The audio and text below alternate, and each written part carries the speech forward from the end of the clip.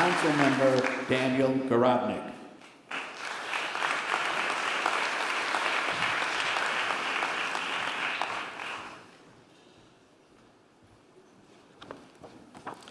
Good morning. Thank you to the Municipal Art Society for pulling together this very impressive summit, and to all of my colleagues for their contributions today. And I wanted to thank MAS for inviting me to share precisely 7 minutes on my thoughts on the city's complicated land use process and how we can all find ways to improve our public spaces, our streetscape, our parks, and our infrastructure during land use negotiations.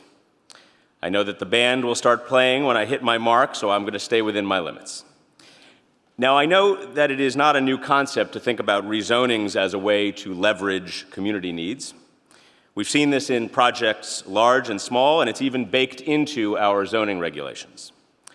Whether it's a transit bonus to add density in exchange for improvements to a subway station, or the extension of a subway line to promote new development, as was done in Hudson Yards, we've long viewed rezonings as a mechanism for delivering above and below grade improvements to the surrounding community. But I think we need to take a step back here and ask ourselves, are we only planning for the improvements that are needed today? Are we doing a good enough job anticipating future growth, or are we constantly plugging holes to fix existing problems?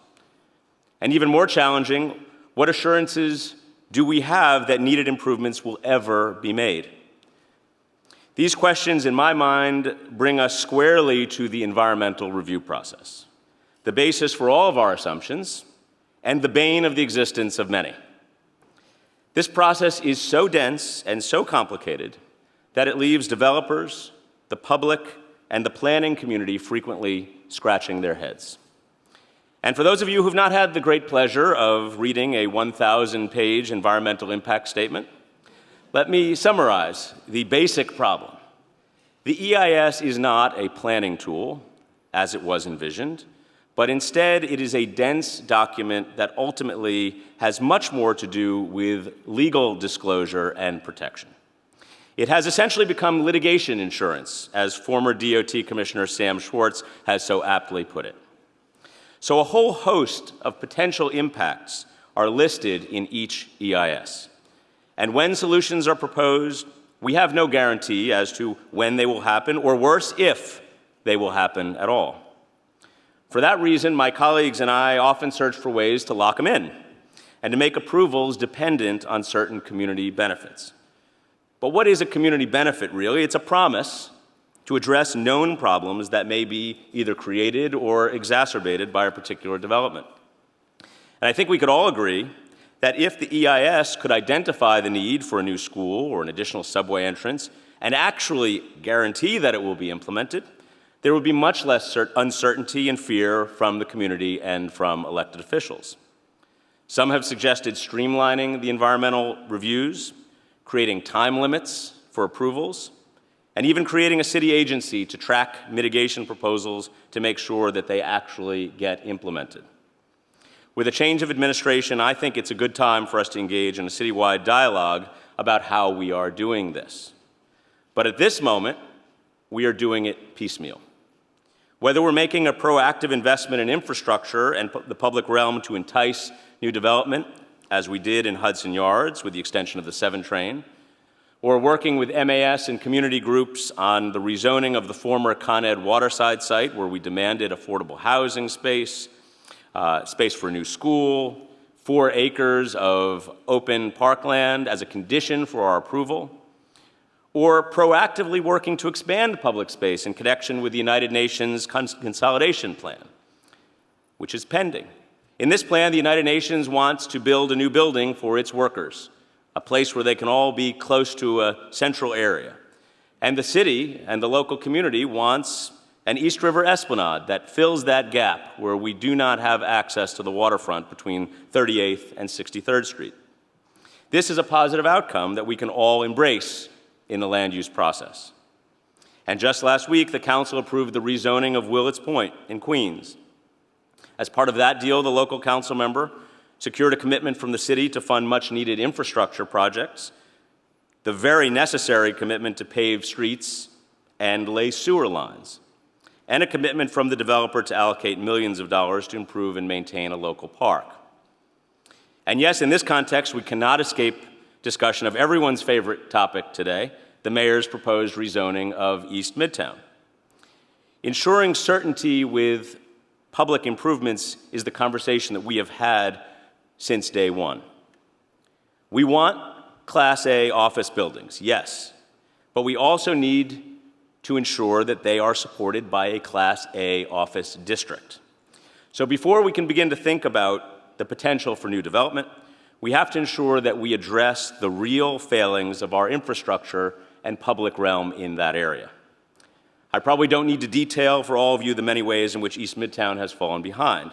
If you've ever taken the 4 or 5 or 6 train and tried to navigate off of the train and onto the platform, or up the stairs, or out of the building and onto Lexington Avenue just to find yourself on a congested street with little to no greenery, you know we have a lot of work ahead of us. To that end, as you know, the city has proposed allowing developers to purchase additional air rights in exchange for paying into a fund solely dedicated to making infrastructure and public realm improvements in the area. While some have raised legal concerns about the approach, the main criticism, at least for me, has been the lack of certainty for the community that any of these needed improvements would actually happen. This is certainly rooted in experience. With a land use system that lopsidedly puts pressure on the identification of problems, but provides no guarantee of the enforcement of solutions, we are right to be wary. And the Council has a lot of complex questions before it in this proposal, from considering the appropriate level of density, to the role of public review, to the right criteria for the purchase price of these air rights. But on top of these issues, we must take seriously the fear that improvements that we need today may never happen because of the lack of certainty of the timing or the availability of the funding. The City Council will, on this and every proposal, evaluate and balance the city's need to grow and to develop with the commitment to ensuring that future mitigations actually occur. We've already delivered schools, open space, and transit improvements on smaller rezonings, and we face a much bigger challenge ahead as we consider the East Midtown proposal. And as we deal with these broader issues, even in connection with the application before us, we can hope for a day where the land use process can identify reliably and deliver needed mitigations without council members and community members expending years of energy ensuring that they actually occur. Until then, we are very fortunate to have dedicated community members, community boards, and advocates holding all of our feet to the fire to ensure that these changes get done. And so much of that originates with the Municipal Art Society. And for that, we thank you for your work each and every day. Vin, thank you. And I look forward to innovating to improve our public spaces and to deliver greater certainty to the public in this process. 6 minutes, 42 seconds. I thank you for having me.